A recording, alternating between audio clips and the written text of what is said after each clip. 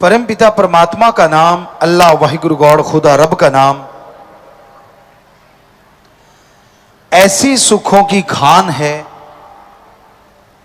जो इंसान को दीन दुनिया में भी खुशियां बख्शती है और अगले जहान में भी खुशियां बख्शती है। सर्व रोग का औखुद नाम, कल्याण रूप मंगल गुणगाम। सभी रोगों का मुकम्मल इलाज है ओम हरि अल्लाह वाहिगुरु का नाम। सच्ची भावना श्रद्धा से जो नाम का सुमरन करते हैं उनके दिलो दिमाग फ्रेश रहते हैं, पवित्र रहते हैं। उनका आत्मबल, उनका विल पावर इतना बढ़ जाता है, इतना बढ़ जाता है कि मालिक उनके कैंसर जैसे भयानक रोग को भी यूं खत्म कर देते हैं जैसे मक्खन से बाल निकाल दो।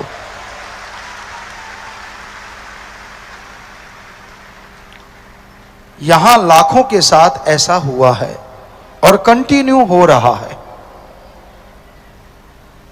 इसमें हमारा नहीं हाथ। हम तो as a teacher, as a lecturer, as a guide करते रहते हैं। जब आपको दृढ़ यकीन आता है गाइड पे, तो जिसका वो गाइड है यानी अल्लाह वाहिगुरु गॉड, वो अपने आप आके उसके काज संवार देते हैं। क्यों, किंतु परंतु के चक्कर को छोड़ के दृढ़ यकीन रख के जो राम का नाम, अल्लाह वाहिगुरु गॉड का नाम लगातार रिपीट करते हैं, अपने आप को वो ऐसा महसूस करते हैं जैसे चारों तरफ खुशबू ही खुशबू हो, जैसे हवा के समान वो हल्का हो, उड़ रहा हो, जैसे 100% तंदुरुस्त हो, चाहे कोई बीमारियां क्यों ना रही हों, उसके बावजूद वो हमेशा ऐसे तरोताजा रहता है जैसे एक नन्हा सा बच्चा मां के गर्भ से बाहर आके सुकून की नींद सोता है। उसी तरह उस आदमी के चेहरे पे खुशियां आ जाती हैं।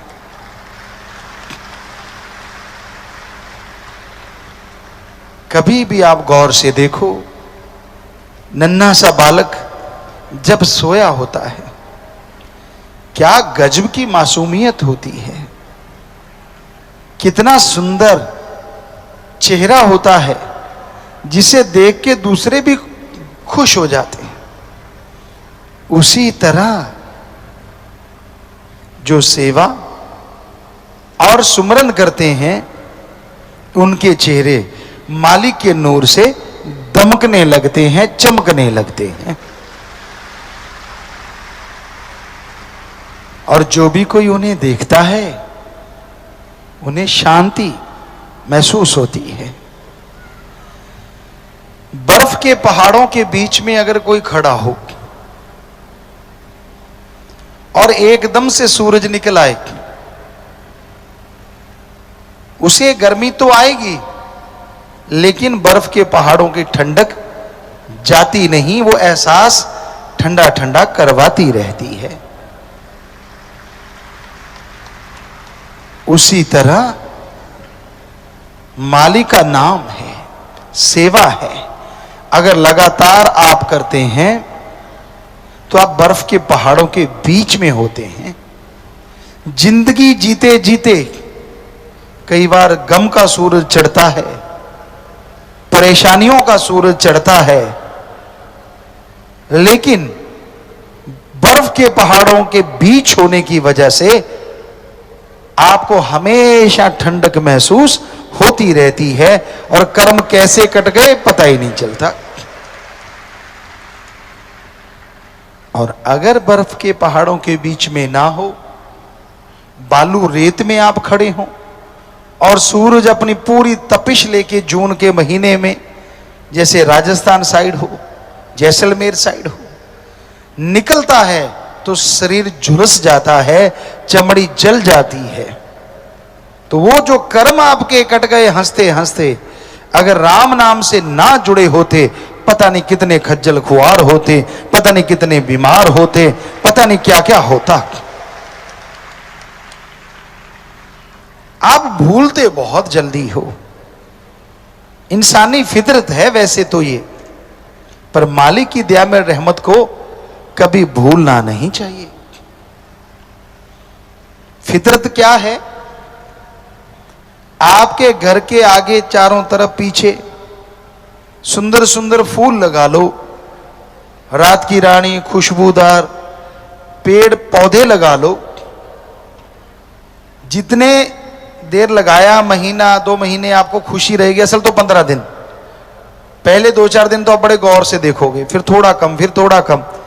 4-5 महीने बाद आपको यही नहीं पता होता कि आपके फूल भी लगे हुए हैं, आप आदी हो जाते हो।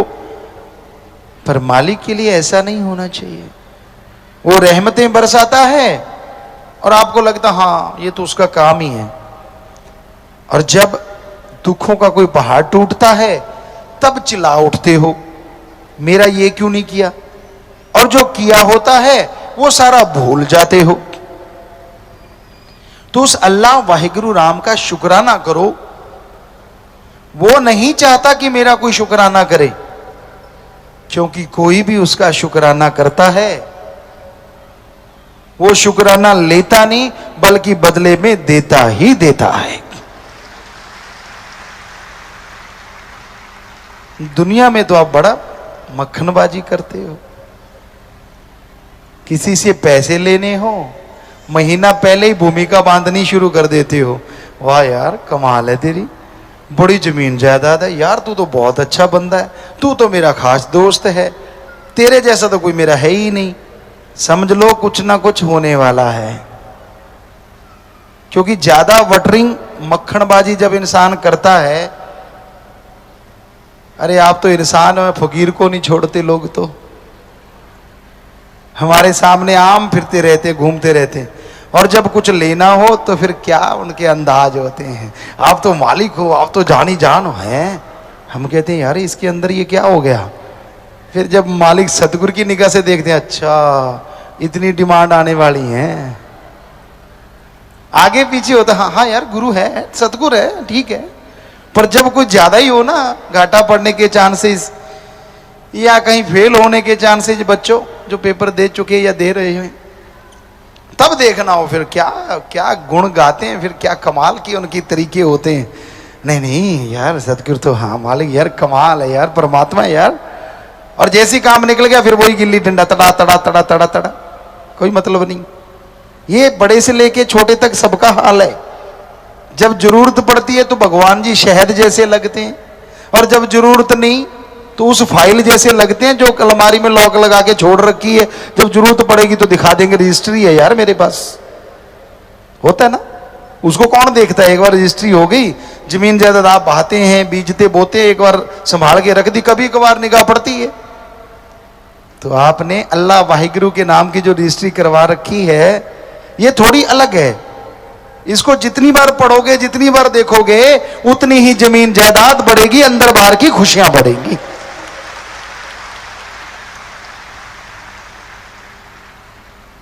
इसलिए आपसे कहते हैं कि राम के नाम को ताला मत लगाया करो, भक्ति इबादत करते रहा करो, दिखावा ना किया करो। उसकी भक्ति करने से सब कुछ मिलता है, और सतगुरु ही सिर्फ सतगुरु होता है। जब आदमी अपनी चाल चलता है, दूसरे से ईर्ष्या करता है, नफरत करता है, तो समझ लो उसने बैक गेयर लगा लिया रूहानियत में। संत कहते हैं सबसे प्यार करो, पर आपको लगता है ये इतना आगे निकल गया, उससे ईर्ष्या शुरू कर लेते हो। पंजाबी में एक कहावत है कि कार्य दो तरीके से पूरे होते हैं, या तो रीसा नाल या फिर प्रीता नाल।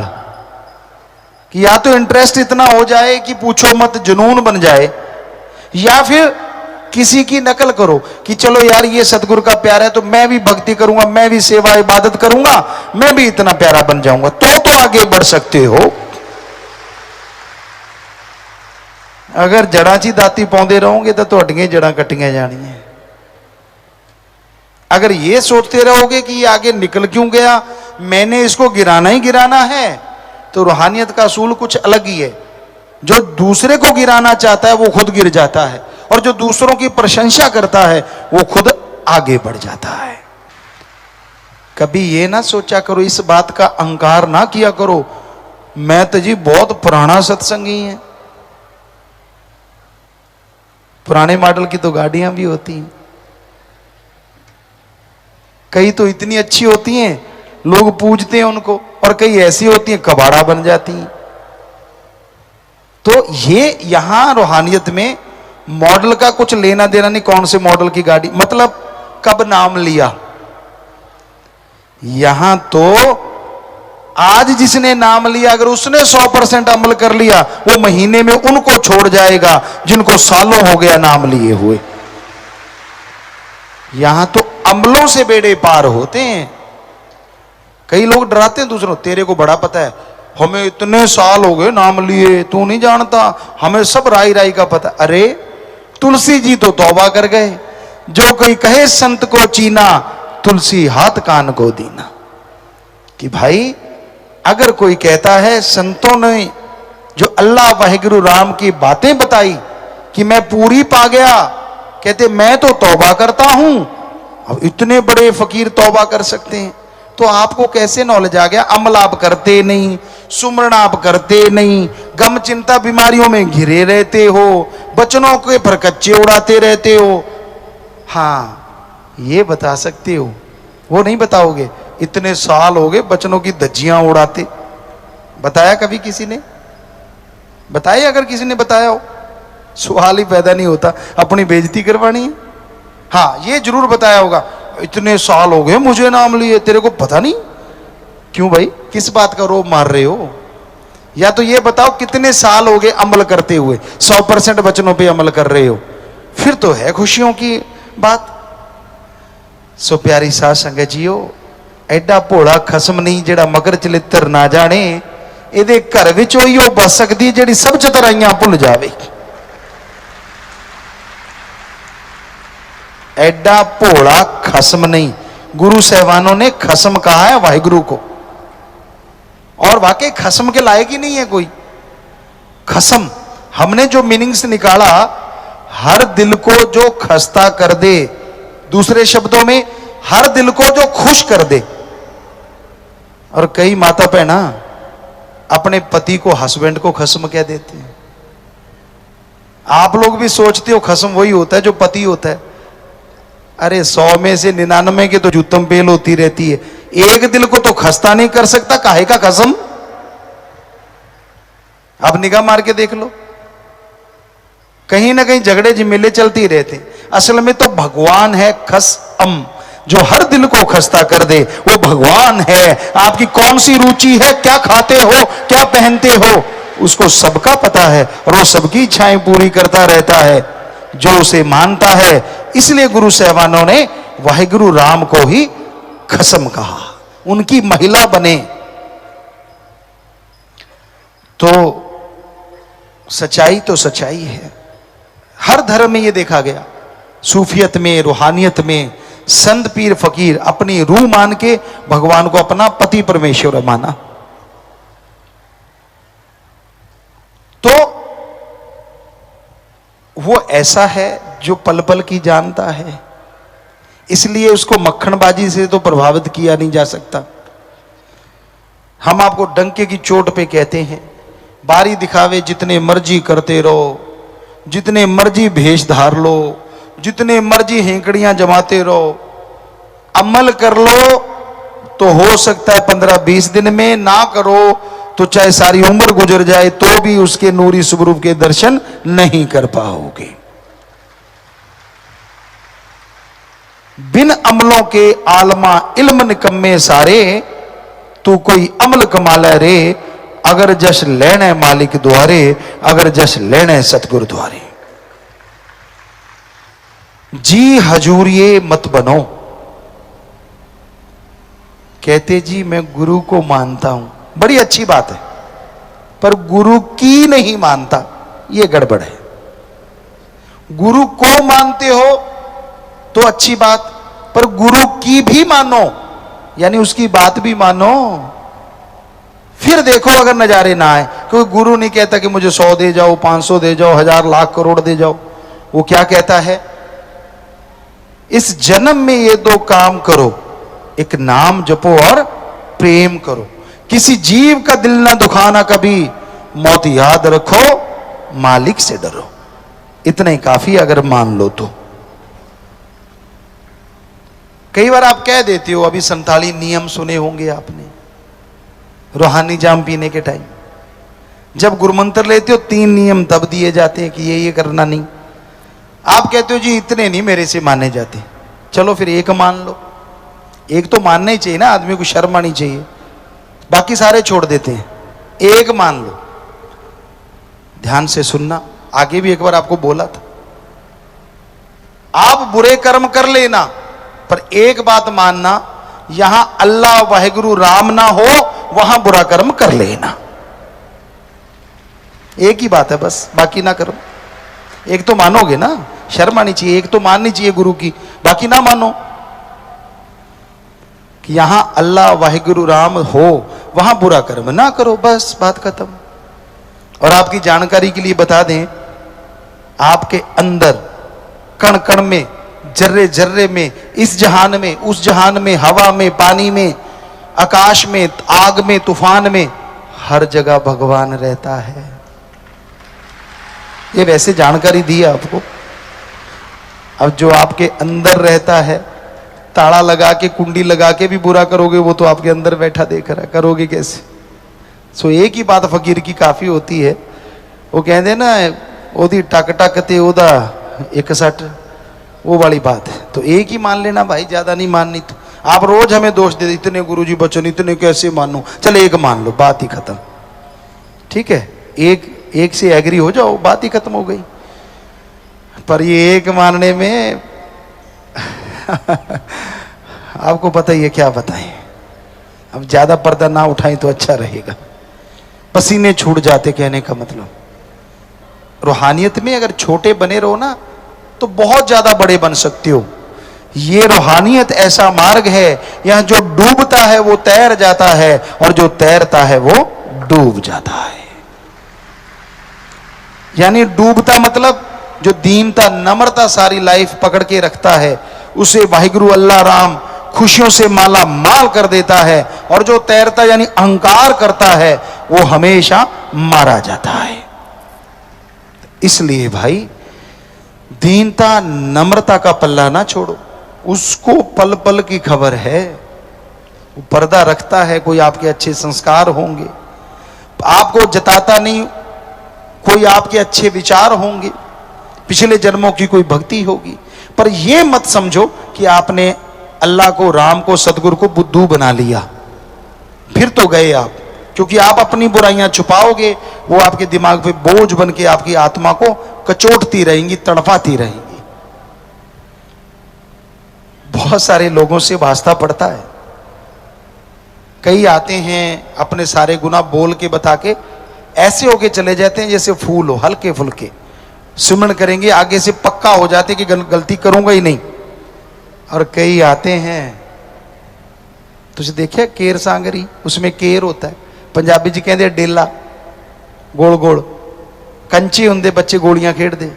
कई यह जा गप छड़ते है, गोल मोल करके माफी ले जाते हैं भी यार दसना भी ना पवे और अपना काम भी निकल जे। फिर वही गल आ जाती है, एडा भोला खसम नहीं, कि वो तो सबकी जानता है ना। मर्जी आपकी है, आप बोझ के तले जिंदगी जीना चाहते हो जियो, और अगर आजादी से खुशियों से हो गया सो हो गया। गलती इंसान से होती है, भगवान से नहीं। हो गई फिर तौबा कर ले, मान ले और आगे से उस गलती को दोहराए ना, तो मालिक की दया में रहमत से माला माल होता जाएगा। ये हम आपको गारंटी देते हैं। पर अगर करते हो चतर चलाकी, और वो भी फकीर के साथ, अल्लाह राम के उस बंदे के साथ जिसका जीवन और एक एक श्वास सबका भला करना होता है, तो अब खुद सोचो, एक और गुनाह करते हो, एक और पाप करते हो, माफी तो कहां मिलेगी। पर फिर बेइज्जती हो जाती है। कईयों का तजर्बा है कि अगर बता दो तो फिर गुरुजी गुस्से हो जाते हैं। ये नहीं पता उस गुस्से में भी कितनी नियामतें बख्श जाते हैं, क्योंकि कबीर जी कहते हैं संतों का क्रोध भी दाती होता है और दुनियादारी का प्यार भी घाती होता है। गर्म पानी घरों को जलाया नहीं करते, बल्कि अगर कहीं पे कोई सोरा वगैरह निकला हो ईंटों का, या कुछ ऐसा जख्म हो, गर्म गुनगुने पानी से धो लो तो जो जख्म ठीक हो जाया करते हैं। बस नीम के पत्ते यानी थोड़ा कड़वापन हो उसमें। तो कबीर जी ने लिखा संतों का क्रोध दाती। अगर बाई चांस उन्होंने गुस्से में आपको कुछ कभी कह दिया, पहले तो कहते नहीं, पर चलो कुछ कह भी दिया, तो पता नहीं कितनी दातें बख्श दी आपको, पता नहीं कितने जन्मों जन्मों के जख्म साफ कर दिए जो आप नहीं जानते। दुनिया का प्यार भी घाती होता है। बुरा ना मानना, सत्संगियों को छोड़ के, सत्संगी से मतलब जो अल्लाह वाहिगुरु राम का नाम लेते हैं, चाहे वो किसी भी धर्म के, उनको छोड़ के लोग आपसे प्यार करते हैं।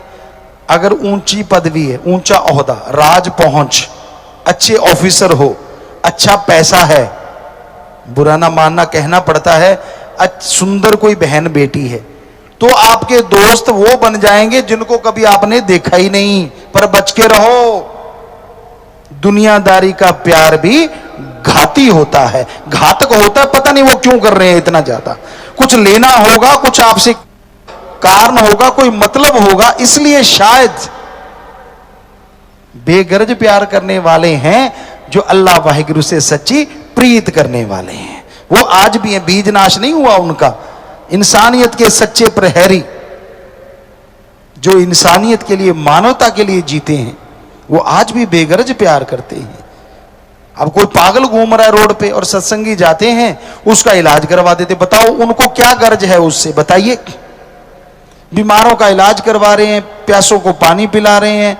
अपने आप में बहुत बड़ी बात है कि सत्संगी फॉलो करते हैं तो वो बेगर्ज मोहब्बत करते हैं। पर परम पिता जी एक वचन कहते, रहना मस्त ते होना होशियार चाहिए। मस्ती रखो राम नाम वाली, अल्लाह वाहिगुरु वाली, पर होशियारी रखो कहीं परमात्मा का नाम लेके कोई आपकी जेब ना काट जाए। कई इतने भोले सत्संगी होते हैं, कोई वाहिगुरु का नाम ले ले या हमारा फकीर का नाम लेके उपमा करने लग जाए तो उसके सामने सारा खजाना खोल के बैठ जाते हैं। आ जा भाई आ जा यार, तो कमाल करती। ऐसा मत किया करो। बहुत ठग फिरते हैं, बहुत शातिर लोग घूम रहे हैं, उनको पता है कि इनको बुद्धू बनाने के लिए चंद अल्फाज काफी हैं।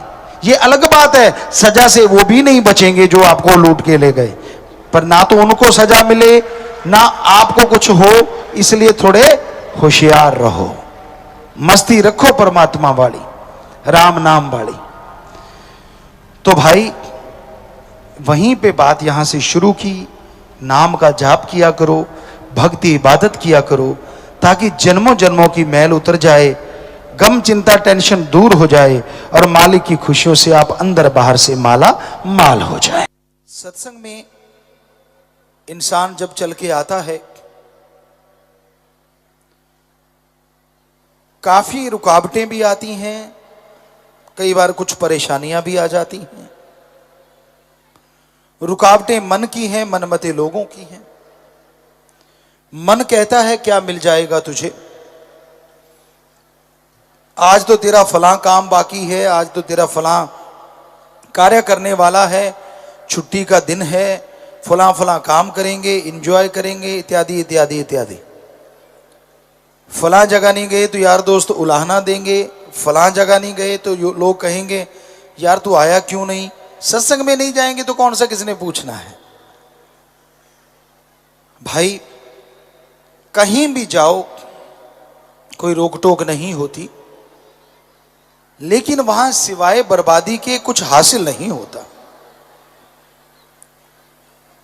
इंजॉयमेंट कोई रोकता नहीं है, लेकिन चुगली करना, निंदा करना, दूसरों की बुराई गाना, नशे करना,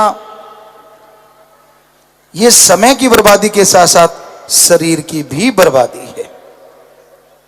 और दूसरी तरफ सत्संग है, यहां पे आके जब आप प्यार से सुनते हो, मालिक की चर्चा होती है, अपनी ओम हरि अल्लाह वाहिगुरु गॉड खुदा रब से आपकी मोहब्बत, आपका प्यार बढ़ता है। और ज्यों ज्यों प्यार मोहब्बत बढ़ती जाती है, त्यों त्यों आपकी बीमारियां, आपकी परेशानियां, आपकी मुश्किलें पल में हल होती चली जाती हैं। जिंदगी जीने का मजा आने लगता है। सत्संग सबके भले के लिए होता है। तो सत्संग में आने से दिलो दिमाग पवित्र होता है। सत्संग में आने से एनर्जी लेवल इंसान का बढ़ जाता है। सत्संग में आने से विल पावर, आत्म बल बढ़ता है। और ये विल पावर बढ़ाने के लिए लोग पूरी दुनिया का चक्कर लगाते रहते हैं। हमें आत्म बल मिल जाए, विल पावर मिले, यहां से मिले, वहां से मिले, कहां से मिले। लोगों के पास धन दौलत, जमीन जायदाद, ऐशो आराम के सब साधन होते हैं, लेकिन एक चीज नहीं होती, और वो है आत्मिक शांति। और आत्मिक शांति जब नहीं होती, बाकी सब चीजें फजूल की लगती हैं। कहते हैं ना, बरसात सुहानी होती है, लेकिन अंदर अगर गम चिंता हो तो बरसात रुलाती भी है। वही मौसम जो बहार का होता है, जब अंदर गम चिंता हो तो वही पतझड़ बन जाया करता है। सबसे जरूरी है आत्मिक शांति, दिलो दिमाग में शांति हो। सत्संग में ऐसा टॉनिक मिलता है जो आपको रिचार्ज कर देता है। वो राम के नाम का, वो वाहिगुरु के नाम का, वो अल्लाह के नाम का, वो गॉड के नाम का, जिससे आपकी शक्ति आपको आगे बढ़ने की प्रेरणा देती है। कौन इंसान नहीं चाहता कि तरक्की हो? कौन इंसान नहीं चाहता कि वो सफलता की सीढ़ियां चढ़ता जाए? कौन इंसान नहीं चाहता कि उसका परिवार सुखी रहे, तंदुरुस्त रहे? हर इंसान की इच्छा होती है खुद तंदुरुस्त रहे, परिवार तंदुरुस्त रहे, खुद को कोई कमी ना हो और परिवार को भी कोई कमी ना आए। इसीलिए तो दौड़ते रहते हैं। बुरा ना मनाइएगा। राजस्थान में जब गर्मी का मौसम होता था, बरसात आने वाली होती थी तो धरती का टेम्परेचर बढ़ता था, पता नहीं क्या चक्कर था, या यूं कहें चींटियों के पर निकल आते थे।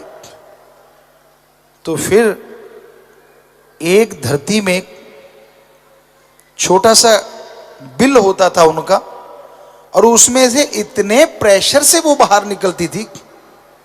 कई बार हम लोग बच्चे खेलते तो उसके ऊपर कागज रख देते तो कागज ऊपर उड़ा के ले जाती, क्योंकि इतनी स्पीड से निकलती।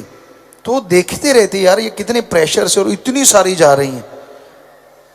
तो उनके तो पंख निकल आते थे, क्योंकि जो धरती में रहने वाला उड़ने लग जाए तो फिर पूछिए मत। शायद इसलिए उनको जल्दबाजी रहती होगी, पर कहते हैं चींटी के पर निकलते हैं और उसकी मौत हो जाती है। ये भी चक्कर है। आज इंसान का भी यही तो हाल है। किधर देख लो सुबह के टाइम में हर जगह जाम लगे होते हैं, क्योंकि चींटियां दाना चुगने जा रही होती हैं। क्यों? खुद तंदुरुस्त रहूं, परिवार तंदुरुस्त रहे, खुद को कमी ना रहे, परिवार को कमी ना रहे। तो कमाना तो पड़ता है ना, दफ्तरों में जाना, फलां जगह जाना, गलत नहीं है, पर हम कई बार दोनों को नजरिए से देखते हैं, वैसा ही कुछ नजर आता है। चलना गलत नहीं है, लेकिन जब इंसान उड़ने लगता है, ठगी, बेईमानी, पाप, जुल्म और सितम, ये आदमी के पर निकलने की निशानी होती है। और जब ये बड़े पर निकलते हैं तो समझ लीजिए उसका खात्मा नजदीक है, उसके सुखों का खात्मा, दुखों का आना शुरू हो जाता है। धन दौलत होता है, जमीन जायदाद होती है, मखमल के गद्दे होते हैं, लेकिन उस पर नींद ही ना आए तो क्या फायदा। सब कुछ होते हुए भी, अब सोने की रोटी तो नहीं कोई खा सकता ना, गोल्ड तो नहीं खाता, खाएंगे तो गेहूं की, जवार की, बाजरे की, जौ की खाएंगे तो वही रोटी ना,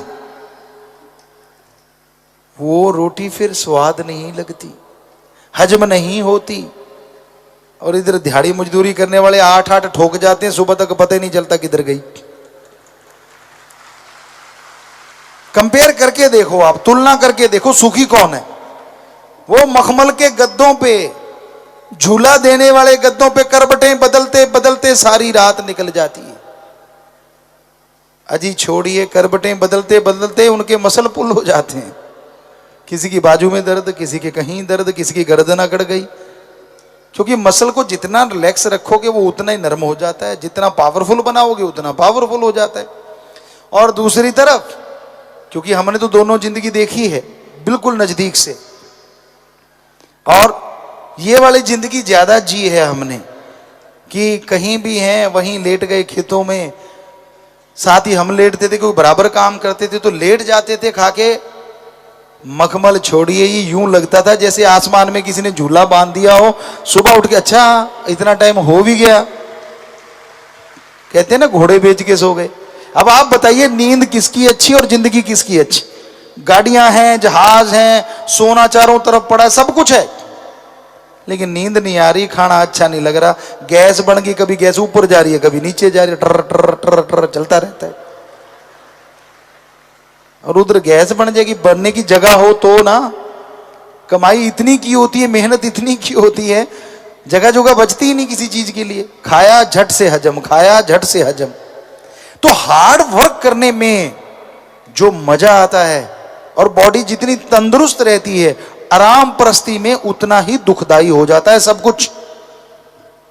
कभी भी आराम परस्ती को हम गलत नहीं कहते, आराम करो, लेकिन इतना ना करो कहीं आराम हराम ना बन जाए।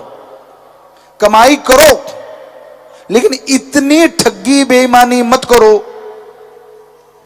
कहीं बीमार हो जाओ, परेशानियां इकट्ठी हो जाएं। क्योंकि कबीर जी ने कहा, माया होई नागनी जगतर ही डहकाए, जो इसकी सेवा करे उसको ही ये खाए। कब का लिखा कबीर जी का वचन है कि ये नागनी है, ये डसलेगी, समझ नहीं आया था, अब आ रहा है ना सबको जटाक से। तो कमाई करो, जीने के लिए कमाना गलत नहीं, कमाने के लिए जीना गलत है। अपने परिवार को, बाल बच्चों को, आपका सन है, डॉटर है, वाइफ है, मदर फादर, उनके लिए आपका फर्ज है, आपका कर्तव्य है, उनके लिए बनाओ। पर उनको खिलाते खिलाते कहीं ऐसा ना हो दूसरों के मुंह का निवाला छीन के अपने बच्चों को खिलाओ, वो जहर बन जाएगा, जहर। इसलिए कभी ठगी, बेईमानी, भ्रष्टाचार से मत कमाओ, मेहनत की करके खाओ। आपको सच बताते हैं, कई बार आप लोग पूछा करते हैं, परम पिताजी का रहमो करम था, घर बहुत बड़ा था, बड़ा घराना था, लेकिन सारा दिन हम भी फावड़ा चलाते बराबर।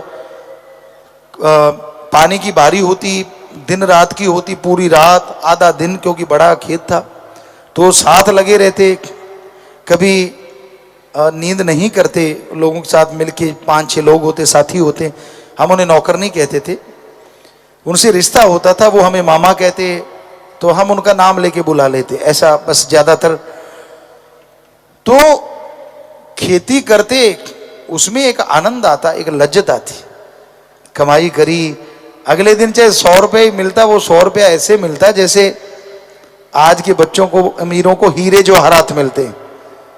और 100 रुपया खर्चते टाइम भी 1000 बार सोचते यार ये खर्चना है। एक बच्चों के हाथ में हमारी डायरी लग गई, बेटियां पढ़ रही थी, उस डायरी में हमारा ये लिखा हुआ था, 1 रुपए का ये लिया, टूथब्रश लिया, फलां चीज ली, फलां चीज ली। वो बड़े हैरान थे कि पापा जी आपने 50 पैसे भी लिख रखे हैं। हमने कहा बेटा हमने 10 पैसे कमाए थे तो 50 पैसे भी लिखेंगे ना, कि उन पे अगर इतनी मेहनत की थी तो 50 पैसे भी जाते थे तो क्यों जाते थे, क्यों जा रहे हैं, किधर जा रहे हैं, वो हिसाब होना चाहिए। और आप साथ संगत को कितनी बार बोला, आप कहते हो जी हमें पता नहीं चलता पैसा किधर चला गया, पैसे के पंख तो लगे नहीं होते जो उड़ गया, आपने उड़ाया तो उड़ा। तो घर में एक डायरी लगाओ, परमपिता जी के समय से ये वचन है, आज फिर दोहरा रहे हैं आपको। एक डायरी लगाओ, उस पे अपने खर्चे लिखा करो, आमदन लिखा करो, आपको पता चल जाएगा कि आपके पैसे उड़े नहीं, आपने ही उड़ाए हैं या आपकी फैमिली में ही लगे हैं। और आप उससे सावधान हो जाओगे, उससे आमदनी को बढ़ा पाओगे। तो ये बहुत जरूरी है। और दूसरी बात, दिमागी मेहनत और शारीरिक मेहनत और अच्छे कर्म करके खाओ, ये बहुत ही जरूरी है। तो मेहनत और हिम्मत से कर्म करके खाओ, वो कमाई सुखदायी होती है। आपको एक बात सुनाते हैं, सच्ची बात।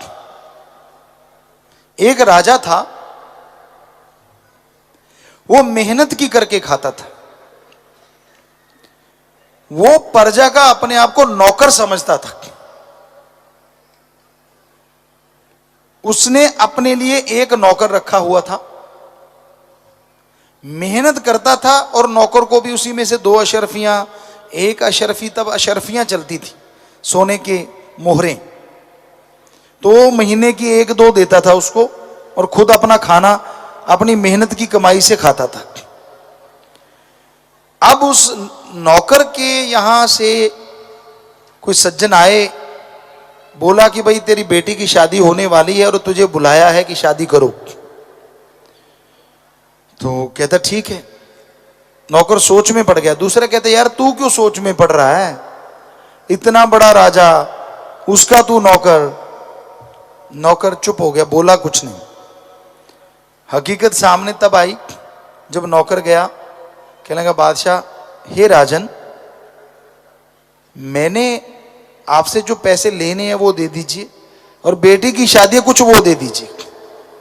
यानी 4-5 महीने की तनख्वाह बाकी थी। तो राजा कहने लगा देख यार, मैं राजपाट में इतना बिजी हो गया कि अपनी खुद की कमाई नहीं कर पाया, बस खाने जितनी कमा पाया, तेरी तनख्वाह नहीं दे पाया। अब मेरे कल परसों के खाने के लिए 2 अशरफियां पड़ी हैं, तू वो ले जा, 2 मोहरें। बादशाह के सामने, राजा के सामने नौकर क्या बोलता, चुपचाप सिर झुका दिया और अंदर ही अंदर सोचने लगा इतना नंग राजा, दुनिया के लिए इतना बड़ा, और मेरी खुद की तनख्वाह नहीं दी, बेटी के लिए तो क्या देना था। तो राजा कहने लगा भाई ऐसा है, ये 2 अशरफियां मेरे खून पसीने की कमाई है, हक हलाल की, ये बढ़ेंगी फूलेंगी, तू ले जा, भगवान ने चाहा तो शादी अच्छी होगी। वो लेके चला, घोड़े पे चल पड़ा, सोचता जा रहा है यार 2 अशरफियां हैं, ये रास्ते में खर्च हो जाएंगी, घर जाके क्या मुंह दिखाऊंगा, कैसे बेटी की शादी होगी। बेचारा टेंशन में, परेशानी में जा रहा था। तो शाम का समय तो किसी ने आवाज दी, अनार ले लो, अनार ले लो, अनार। उसने कहा छोड़ो, बेटी की शादी जैसे तैसे करेंगे। उस देश में अनार नहीं है, चलो 2 मोहरों के अनार ही ले लेते हैं। उसने 2 मोहरों की काफी गठड़ी आ गई, अनारों की घोड़े पे रखी और चल पड़ा। 1 दिन बीता, 2 दिन बीते, 5-4 दिन बीते, काफी दूर उसका घर था, और बीच में एक और राजा का राज्य पड़ता था। वहां पे अनाउंसमेंट हो रही थी, मुनियादी हो रही थी। वो वहां रुका, वहां कह रहे थे कि राजा की बेटी जो है वो बीमार हो गई है, इतने दिनों से बेहोश है, वो जिंदा बचेगी तभी अगर अनार का रस मिल जाए। अब वो सज्जन कहने लगा मुझे राजा से मिलाओ। उसने अनार दिए नहीं, उसको पता था कि राजा के यहां क्या होता है, कि दे दिए तो यही नंबर बना जाएगा। तो होशियार था, कहने लगा भाई मुझे राजा से मिलाओ, मैं वैद हूं, मैं जानता हूं। वो राजा के पास ले गए। कहने लगे बोल भाई राजा। कहने लगा, कहता जी वो देखो मेरे घोड़े पे गठड़ी, मैं लेके आता हूं। लाया अनार ही अनार, ढेर लग गया। और वो वैद कह रहे थे अगर 2 घंटे अनार ना मिला तो बेटी मर जाएगी। तो अनार लिए, जूस निकाला, दवाई डाली, बेटी ठीक होती गई ठीक हो गई शाम तक। और राजा बेहद खुश, कहता ऐसा करो 3 रथ लेके आओ। 3 रथ लाए, 2 रथ हीरे जवाहरात मोहरों से भर दिए, और 1 रथ में कहता बेटा तू बैठ के जा, जा तेरी बेटी की शादी करवा के। तो उसकी आंखों से आंसू टप टप टप, और अपना राजा याद आ गया कि बेटा मेरी खून पसीने की कमाई है, फलेगी फूलेगी। उसने कभी सोचा नहीं था इतनी फलेगी फूलेगी। तो भाई मेहनत की कमाई का हमने अपनी रियल लाइफ में भी, जब हम बेपरवाह जी के पास आए उससे पहले जब देखा था, जो बापूजी हमारे फादर थे वो मेहनत की ही करके खाते थे, हम भी मेहनत की करते थे। और ये देखा था कि कोई भी वहां ठगी मारता था, क्योंकि नंबरदार थे तो लोग कोई ना कोई तेल ले गया, डीजल ले गया, ये ले गया, वो ले गया, तो कई गुना होके निकलता था अगर वापस नहीं देते थे तो। हमने कभी जिताया नहीं, लेकिन हम नोट करते रहते थे अच्छा, और दिल में सोचते बच्चों दे जाना वरना गड़बड़ हो जाएगी। आपको एक छोटी सी बात और, बात पे बात आई। एक सज्जन थे, नाम नहीं हम लेंगे, उसी हक हलाल की बात पे बात आ गई। हम शायद 5-6 साल के रहे होंगे। वो सज्जन क्या करता, हमारे बापूजी के साथ बातें करने लगता, और चनों का नीरा, वो एक बड़ा सा कमरा था उसमें होता था, उसका गेट खुला होता था, और वो क्या करता बापूजी के साथ बातें करता और खुद का ऊंट अंदर छोड़ देता। वो हम 5-7 दिन तो देखते रहे, और एक दिन शाम को हमने देखा यार ये अच्छा बुद्धू बना रहा है, ये रोज ही ये काम करने लगा। था तो बेचारा वो गरीब, लेकिन मतलब एक तरह बातें लगा के चालाकी से। तो हम छोटे थे और एक बेबाक थे जो मुंह में आता था ठोक देते थे। तो हमने उसको बोला, नाम लिया उसका कि भाई सुनो। कहने लगा हाँ। हमने कहा तू रोज ये जो ऊंट को चारा खिला रहा है ना, बापूजी को बातें लगा लगा के, ये हक हलाल की कमाई है, कहीं तेरा ऊंट ना मर जाए। हमने तो वैसे सादी बात कही और वही हुआ, अगले दिन उसका ऊंट मर गया। वो आया, कहने लगा नंबरदार जी आपका बेटा तो ऐसे ऐसे बोला और मेरा ऊंट मर गया। बापूजी कहते मैं भी तो रोज ही देखता था, ठगी तू मारे और दोष बेटे को देता है। अरे मेरे हक हलाल के हैं भाई, मेरे अगर तू ऐसे खा रहा है चालाकी से, पूछ के खवा ले, जितना मर्जी खा ले। तो मेहनत की कमाई का हमने देखा है, अगर चोर चक्का भी चुरा ले तो डांग चढ़ी रहती है जब तक वो वापस ना कर दे। ये कलयुग है, तो यहां धर्म के कायदे कानून आज भी हैं। कोई ना दे बेशर्म तो भोगता रहता है। फिर कई सत्संगियों के साथ हुआ है, मेहनत की कमाई की, सोने के कुछ गहने रात को चोरी हो गए, राम का नाम जपा, अगले दिन पर्ची के साथ छोड़ गया कि रात को एक बाबा आया डंडा लेके, दे तेरे की, ये ले तेरे सोने के भाई गहने, मैं तो जा रहा हूं। ये मेहनत हक हलाल की जो कमाई होती है ना,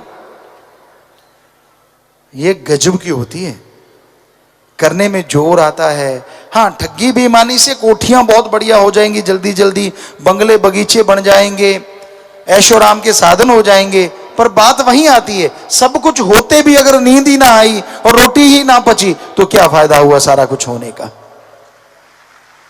बात तो जिंदगी में सुख होना का, जिंदगी में सुख हो, शरीर तंदुरुस्त हो, परिवार में खुशियां हो। तो इसलिए साथ संगत जी, ठगी बेईमानी भ्रष्टाचार से बच के रहो। राम का नाम जपा करो, ईश्वर की भक्ति किया करो। भक्ति में शक्ति है और संतुष्ट कभी ना कभी तो इंसान को होना ही चाहिए। हम ये नहीं कहते इच्छाएं नहीं होती, इच्छाएं हैं तो आदमी है, इच्छाएं नहीं तो आदमी नहीं। इच्छा तो रहती है लेकिन इच्छाओं का मकड़ जाल नहीं होना चाहिए। जैसे मकड़ी जाल बुन लेती है, इतना मजबूत बुन लेती है कि उसी में सूख के मर जाती। इतनी इच्छाएं पैदा मत करो कि आपकी पूरी हो ही ना और आपकी उम्र ही खत्म हो जाए। आदमी के 99 काम पूरे हो जाए ना, भगवान पूरे कर दे, उसकी खुशी उतनी नहीं होती जितना 100वां नहीं हुआ उसका दुख होता है। बहुतों को देखा है, बहुतों को सुना हमने, सत्संगों में आते थे, सेवा करते थे, सारी चीजें पूरी होती जा रही हैं, खुशियां मिलती जा रही हैं, लेकिन इच्छाओं का मकड़ जाल जब बढ़ जाता है उसे वो खुशियां खुशी नहीं लगती, क्योंकि वो मूल्य नहीं रहता। कहां तो वो मूल्य होता था कि जरा सी चीज की खुश वाह, और कहां बेशुमार चीजें मिल जाएं तो भूल जाता है औकात। कभी नहीं भूलनी चाहिए। हम कभी नहीं भूलते कि धरती से जुड़े हैं भाई, हम तो खाकसार हैं, चौकीदार हैं, सेवादार हैं, आपके जूतों में भी बैठने को तैयार हैं, हमें कोई मान बढ़ाई नहीं है। ये ऊंचे सिर्फ इसलिए बैठते हैं, प्रवक्ता बोलने वाला अगर दिखाई नहीं देगा तो सुनने वाले टिक्के नहीं बैठेंगे, देखेंगे यार कहां बैठा है कहां बैठा है, हलचल मच जाती है, इसलिए ऊंचा बैठना पड़ता है। वरना हम में ऐसा कोई ना पहले था, ना आज है, ना कल को रहेगा, सवाल ही पैदा नहीं होता। हम तो भाई आपके लिए सेवादार, आपके नौकरों के भी सेवादार। अगर वो भी कहेंगे गुरुजी ये काम कर दो तो उनके लिए भी भगवान परमात्मा से प्रार्थना करेंगे, अरदास करेंगे। करना तो भगवान ने, फकीर तो अरदास कर सकता है, प्रार्थना कर सकता है, उसके हाथ में तो यही चीज होती है कि भाई इसको दुख है मालिक, हे ईश्वर सुन ले। और ईश्वर सुनता है इसलिए क्योंकि वो खुद के लिए नहीं मांगता, सबके लिए मांगता है। तो दीनता, नम्रता और अपनी औकात, हम गाली नहीं दे रहे। औकात का मतलब हम ये नहीं कह रहे कि आप अपनी औकात याद रखो, कहने का मतलब इतने दीनता नम्रता रहो कि सब कुछ मिल भी जाए तो भी अहंकार ना आने पाए, क्योंकि अहंकार जहां आ जाता है वहां मालिक का प्यार चला जाता है, वो खुशियां भी खुशियां नहीं लगती। इसलिए दीनता नम्रता का पल्ला पकड़ के रखो, हमेशा याद रखो कि उसका रहमो करम क्या से क्या बना देता है। उसका रहमो करम भयानक से भयानक बीमारियों को चुटकी में यूं बदल देता है जैसे मक्खन से बाल निकाला हो। तो उसके गुणगान तो गाने ही चाहिए।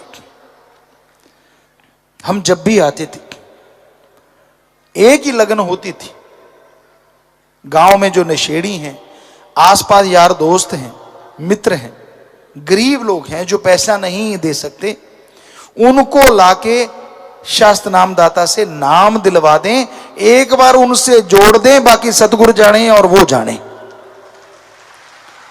और गांव वाले हमें ये बात कहा भी करते थे, आम ही कहते थे तो बेड़े दा रब है। कई तरह की बातें सुनने को मिलती थी, हम हंस देते थे कि ये तो टाइम बताएगा, रब तो सबके अंदर बैठा है भाई। पर हमें यह है कि उनके पास पैसा नहीं होता था और हम उनको फ्री में कभी ट्रकों पे लेके आते सरसा में, कभी अपनी गाड़ी पे लेके आते, कभी बसों में लेके आते। कोशिश करते थे कि ज्यादा से ज्यादा लोगों की बुराइयां छुड़वा के उनकी जिंदगी में स्वर्ग जैसा नजारा बन जाए। यानी सतगुरु के लिए अगर कोई तड़पता है और कोई उससे मिलाता है, उससे बड़ा पुण्य दुनिया में दूसरा नहीं होता। मां बेटे से दूर है, बेटा रो रहा है, कोई उठा के वो मां के पास ले जाए, या आप बाप हैं अपने बेटे से बहुत प्यार करते हैं, बेटा दूर है और कोई लाके आपको आपका बेटा दे दे, आपसे बिछड़ा हुआ बेटा, जरा दिल से पूछ के देखिए आपको कितनी खुशी आएगी। अगर आप लैंडलॉर्ड हैं, पैसे वाले हैं, तो उसको इनाम देंगे या कुछ और देने की कोशिश करेंगे। अब जरा सोचिए, कोई सतगुरु अल्लाह वाहिगुरु राम से बिछड़े बच्चे को उससे जोड़ देता है, तो आदमी अपने बच्चे को लाने वाले को अगर इनाम देता है तो भगवान क्या आदमी से कमजोर है? वो तो कोई कमी नहीं छोड़ेगा ना कि इस बच्चे ने मेरे बच्चे को मेरे से मिलाया। तो इसलिए जो आप नाम दिलवाते हो, जो भगवान की औलाद को भगवान से जोड़ते हो, उनकी बुराइयां छुड़वाते हो, इससे बड़ा पुण्य दुनिया में कोई दूसरा हो नहीं सकता। और सत्संग सुनते हो, इससे बढ़िया सुनने में कुछ और हो नहीं सकता। क्योंकि सत्संग में गुरु सहवान, पीर पैगंबर, ऋषि मुनियों की बातें, जिन्होंने अपनी पूरी पूरी लाइफ रिसर्च किया, सुनने को मिलती हैं। संतों के तजुर्बे होते हैं, वो सुनने को मिलते हैं। आप ईर्ष्या त्याग के देखो, द्वेष द्वेष त्याग के देखो, मालिक आपको अवश्य मिलेंगे।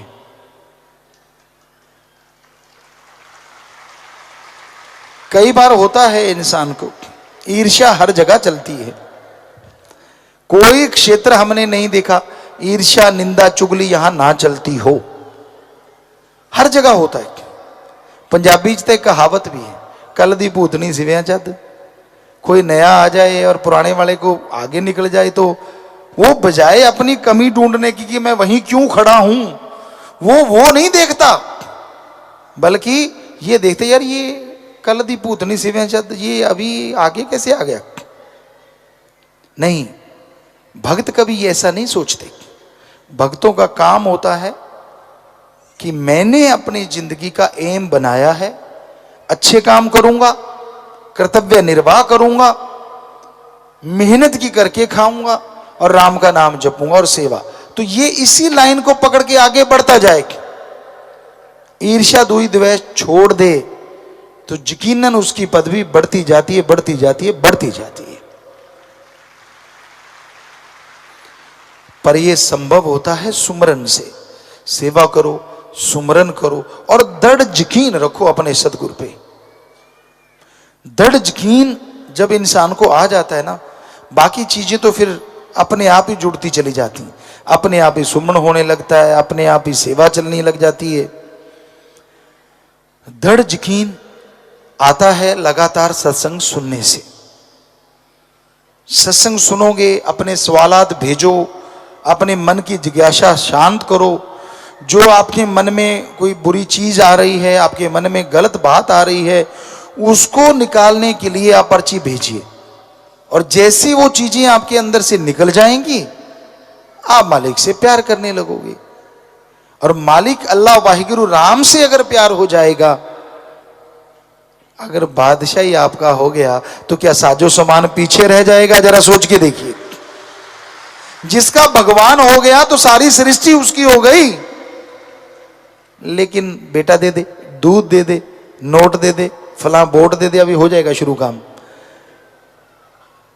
पर कोई ये कभी नहीं हमसे कहने है गुरुजी भगवान दिला दो, भगवान मिला दो। ना जी, बुजुर्ग माताएं आएंगी, हाँ हम पूछते हैं बोलो बेटा क्या चाहिए? मेरे को पड़ पोता चाहिए। बेटा दांत मांग लेती, दांत निकले हुए हैं, कम से कम खाना तो ढंग से खा लेती।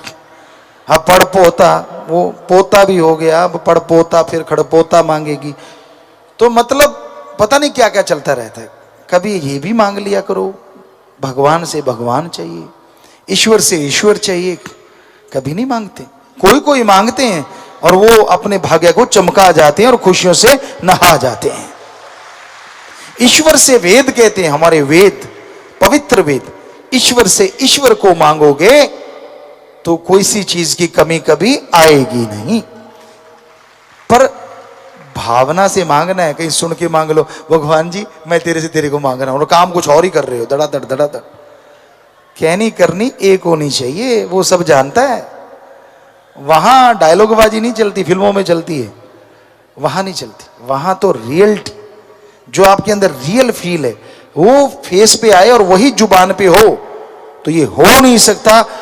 जो मां रोती बच्चे के पास दौड़ी चली आती है, और जिसने मां को बनाया है वो अल्लाह वाहिगुरु राम कैसे नहीं आपके पास दौड़ा चला आएगा? 100% आपके पास आएगा। लेकिन कहनी कथनी एक हो जाए, ढोंग नहीं, ड्रामेबाजी नहीं चलती वहां। वहां तो शुद्ध हृदय चलता है, पवित्रता, एक भावना, एक लगन जिसके अंदर है उसको मालिक मिलता है, जिसके अंदर तड़प है। अब बाहर से कोई आदमी आपको रोक देगा, पर भगवान तो अंदर है, उसको अंदर से दर्शन देने से कैसे रोक देगा कोई? एक आजड़ी था, भेड़ बकरी चराने वाला, कई बार आपको बात सुनाई है, बात पे बात ख्याल में आ गई। वो भेड़ बकरियां चरा रहा था और एक चट्टान पे बैठा था और अपने मालिक की बात में लगा हुआ था।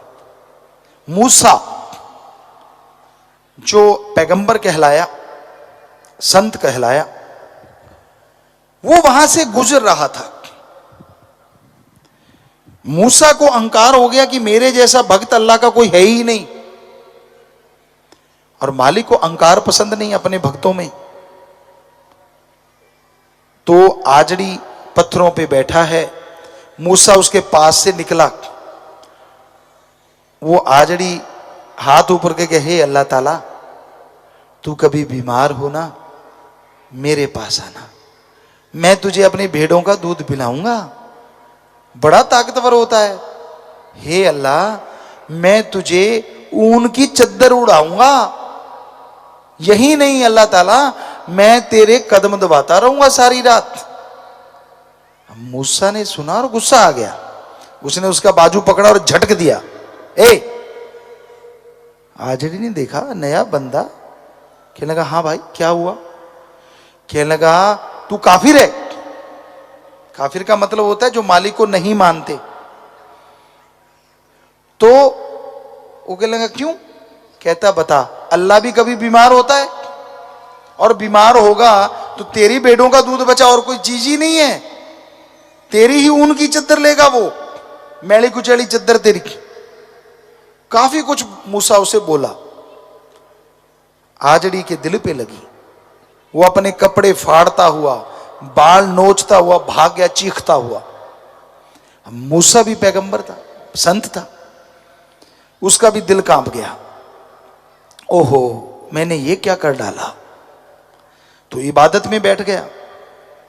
वही मूसा जो इबादत में बैठता था, बैठते ही मालिक के दर्शन, आवाजें आनी शुरू हो जाती थी। उस दिन 1 घंटा, 2 घंटे, 3 घंटे, 4 घंटे, 5 घंटे कोई नूर नहीं आया, कोई लाइट नहीं आई। तड़प गया, बिन पानी के मछली तड़प गया। क्योंकि जिनको दर्श दीदार होने लग जाते हैं ना, तो फिर बात ही कुछ अलग होती है, और ना हो तो फिर गड़बड़ हो जाती। बिन पानी की तरह मछली के तड़प गया। तो आवाज आई, हे मूसा, तुझे दुनिया में भेजा था दिल जोड़ने के लिए, तोड़ने के लिए नहीं। तूने जिसका दिल दुखाया है वो मेरा बहुत अजीज है, मेरा बहुत प्यारा है। बस खत्म, कुछ नहीं दिखा। मूसा के रोंगटे खड़े हो गए, आंखों से आंसू बेख्तियार निकले। लेकिन अभी भी कहीं ना कहीं खुदी थी, कहीं ना कहीं थोड़ी रड़क थी। उसने ढूंढा कि भाई उसको ढूंढो। भागते भागते वो गया, कहीं ना कहीं पैड़े देखी और उसको ढूंढ लिया। क्या देखा? फिर बैठा है वो मस्त, खून बह रहा है, यहां से नाखून लगे, सिर से ये कपड़े फटे हुए हैं। कहता अल्लाह, किसी की बातों में मत आना, जब भी बीमार हो आना मेरे पास, मैं ही दूध पिलाऊंगा मेरे मौला। अच्छा, कब आ रहा है तू? अच्छा, जरूर आना। अच्छा, अभी ऐसी बातें कर रहा है। तो मूसा ने अब अदब से हिलाया, ए भाई सुनना। वो कहता, उसने देखा, फिर आ गया ये। कहता हाँ भाई क्या बात है? तो मूसा कहने लगा, यार मुझे माफ कर दे, मुझे अल्लाह की आवाज आई थी कि तू तो उसका बहुत ही प्यारा है, बहुत ही अजीज है। आगे से आजड़ी ने दोनों हाथ जोड़े, कहने लगा भाई तू मुझे माफ कर दे। मूसा कहने लगा क्यों? कहने लगा पिछले 5 घंटों से वो अल्लाह ताला मेरे पास ही था जिसकी आवाज तेरे पास आई थी। तू आता है वो चला जाता है, मेरी क्या दुश्मनी है भाई तेरे से। तो मूसा के रोंगटे खड़े हो गए। हो मैं उसकी एक आवाज के लिए 5 घंटे तड़पता रहा और ये 5 घंटे से उसी से बातें कर रहा है। तो भक्ति का कोई सिरा नहीं होता, पता नहीं कौन कहां कैसा बैठा है। और जब भक्ति करने लग जाओ, इबादत करने लग जाओ, दुनिया कोई भी ईर्ष्या करती रहे, अंदर वाले कनेक्शन को कोई काट नहीं सकता। वो तो आएगा ही आएगा, उसे कोई रोक नहीं सकता। तो इसलिए श्रद्धा, भावना, तड़प बना के रखो, कभी मन को हावी ना होने दो। मन तरह तरह की बातें करता है। अगर आप प्यार में चल रहे हैं तो अगर कहीं नेगेटिव कोई बात आ गई तो वो फिर गिराता है, तू मर जा, तू बर्बाद हो, तू ये कर, तू वो कर। ना ना ना ना ना ना, ये मन की दोहरी धार है। एक होती है तलवार, एक होता है खंजर। खंजर की डबल धार होती है, यानी यूं मारा, यूं मारो, यूं मारा। पुराने टाइम में इधर भी धार, इधर भी धार और आगे भी धार। तो मन तो कई पीछे भी धार वाला है। पहले तो आदमी को खुशी बर्दाश्त नहीं करने देता ये मन, और जब कोई बात हो जाए फिर ये नेगेटिविटी और बढ़ा देता है। तो एक ही तरीका होता है, सतगुरु पे छोड़ दो, मालिक तू जाने तेरा काम जाने, सिमरन करो, सेवा करते रहो, मस्त हो जाओ। यकीनन मन का मुंह मुड़ जाएगा, क्योंकि आप उसकी सुनोगे ही नहीं तो सतगुरु की सुनने लग जाओगे और खुशियों से माला माल जरूर हो जाओ।